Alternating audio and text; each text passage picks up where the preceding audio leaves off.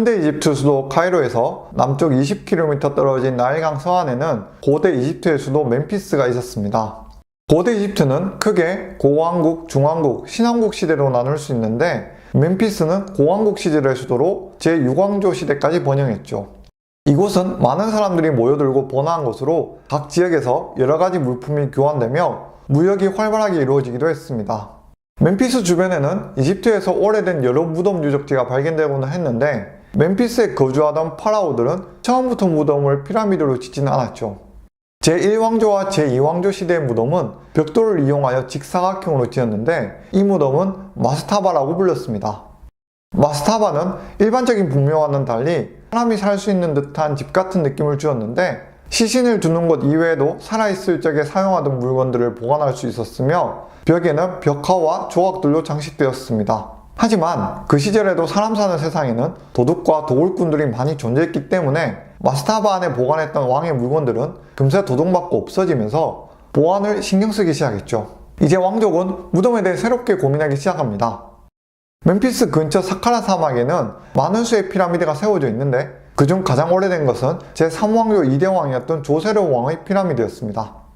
피라미드의 시초라 할 수 있는 조세르 왕 피라미드는 6층으로 이루어졌고 이전 사각형 모양의 마스타바와는 전혀 다른 형태의 무덤이었죠. 총 62m 높이의 최초 피라미드는 계단식 피라미드라고도 불리는데 1층에는 예전처럼 마스타바가 있고 시신이 안치되어 있습니다. 그리고 위로 5개 층에 각기 크기가 다른 마스타바를 올려서 마치 무덤 아파트를 연상케 하는 느낌을 주었죠. 기원전 27세기 조세르 시대의 피라미드 공사를 맡았던 사람은 제상이자 건축가인 이모텝이었습니다. 이모텝은 최초로 계단식 피라미드를 설계한 사람으로 건축뿐만 아니라 천문학과 의학에서도 뛰어났죠. 당시 천재로 인정받게 된 인물로 사후에는 신격화되어 학문과 의술의 신이 되기도 하는데요. 현대사회의 미디어에서는 영화 미라에 등장하면서 인지도가 상승하였는데 학문의 신이라는 말과는 어울리지 않게 메인 악역으로 등장했습니다.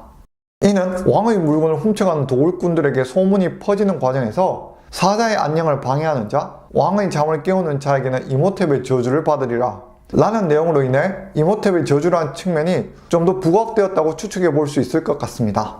이모텝이 조세르의 피라미드를 짓는 과정에서 처음에는 마스타바를 공사했었는데 생각지 못한 문제에 부딪히게 되는데요. 그 시절에는 파라오가 살아 숨쉬는 동안에는 계속해서 무덤을 짓고 있는 풍조가 있어서 마스타바를 완성시키고도 조세르가 멀쩡하니 이모텝은 확장 공사를 고안해냈고 이것이 계단식 피라미드가 된 겁니다.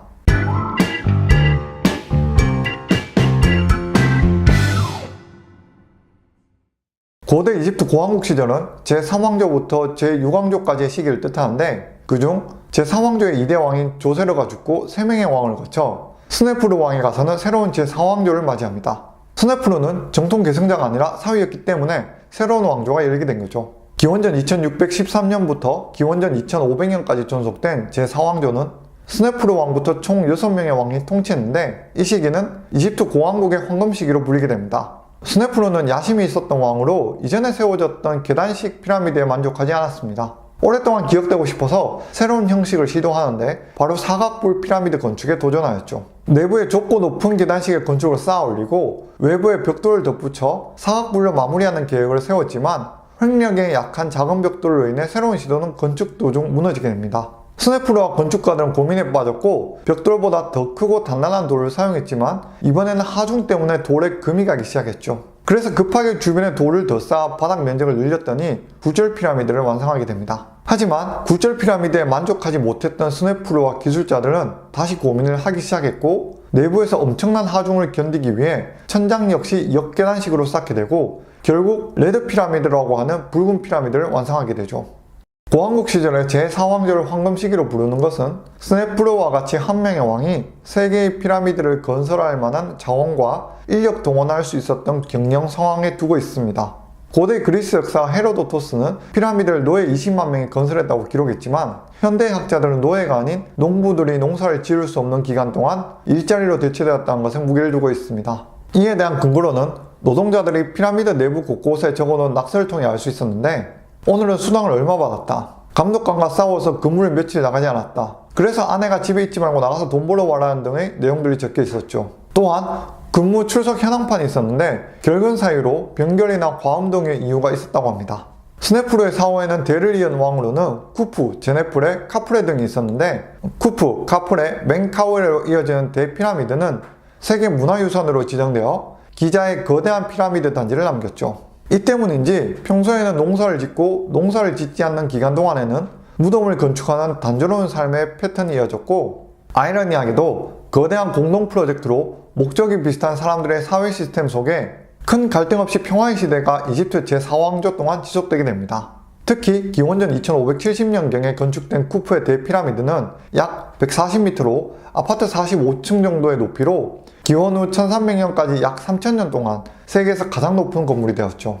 쿠프 왕은 아버지 스네프르의 붉은 피라미드를 보고서는 구조와 형태는 그대로 두고 자신은 더 크게 지었는데 내부 하중을 견디지 못해 돌에 금이 가는 현상이 생겨 오중겹까지 쌓으며 하중 분산을 시킬 수 있게 되었죠.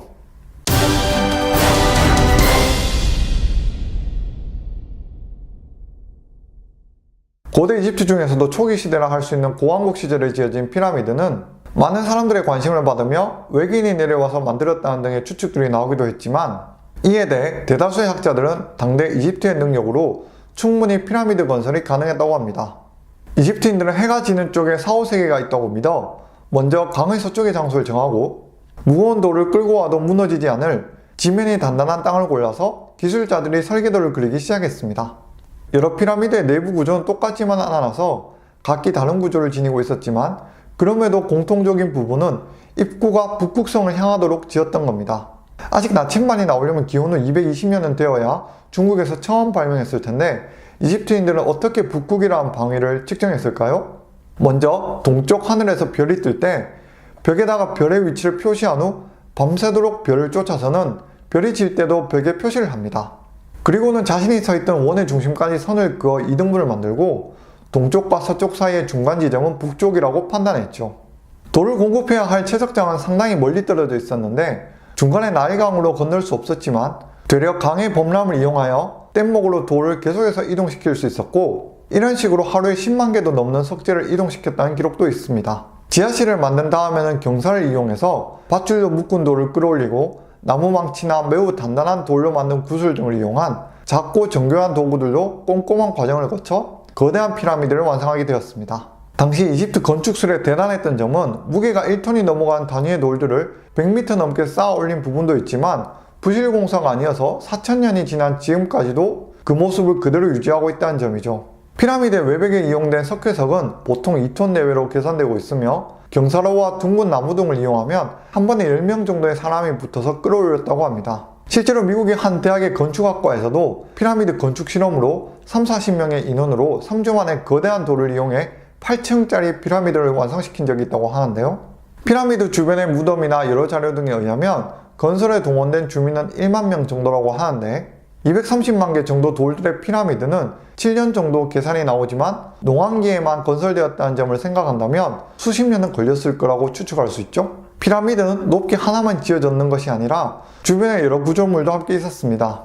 신전이라든가 신전에서 시작된 참배의 길이 존재했었죠. 신전 옆엔 도랑이 있었는데 사람이 죽으면 배를 타고 서쪽에 있는 사후세계로 간다고 믿어서 길이가 제법 긴 나무배도 있었습니다. 이집트의 피라미드는 엄청나게 크며 기하학적으로도 완벽에 가까웠으며 이집트를 구성하는 사각돌의 크기와 무게도 압도적이었습니다.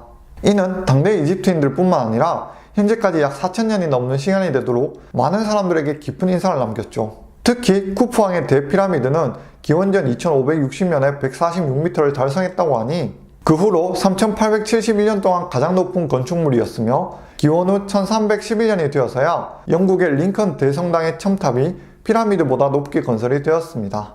오늘은 고대 이집트 역사 두 번째 시간으로 최초의 피라미드를 설계했던 학문과 의술의 신 이모텝에 대한 이야기와 쿠프왕의 대피라미드, 그리고 피라미드가 제작되는 과정에 대해 정리해보았습니다. 지금까지 재밌는 역사와 함께하는 지식 유튜브 10분 세계사였습니다.